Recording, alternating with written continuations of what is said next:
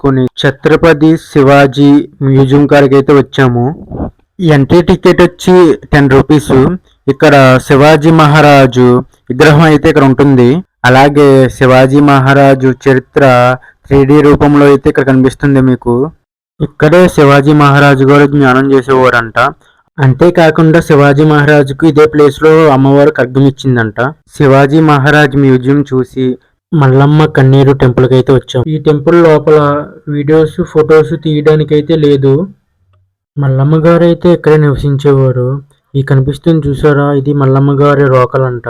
మల్లమ్మ కన్నీరు టెంపుల్ చూసి కాలభైరవ టెంపుల్ కి అయితే వెళ్ళాము.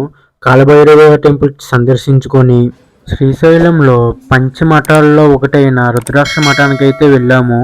శివయ్యని దర్శనం చేసుకొని గంటా మఠానికి అయితే వచ్చాము. ఈ మఠంలో సిద్ధులు పీఠాధిపతులు శివరాత్రికి వచ్చి జ్ఞానం చేసేవాళ్ళంట. ఈ టెంపుల్ తో శ్రీశైలంలో ఉన్న టెంపుల్స్ అన్ని కంప్లీట్ అయినాయి. నెక్స్ట్ వీడియోలో అక్క మహాదేవి గృహలో ఇష్ట కామేశ్వరి టెంపుల్ ని ఎలా సందర్శించాలో నెక్స్ట్ వీడియోలో చెప్తాను. ఈ వీడియో మీకు నచ్చినట్టుగా అయితే లైక్ అండ్ షేర్ చేసి మన ఛానల్ ని సబ్స్క్రైబ్ చేయొచ్చు కదా.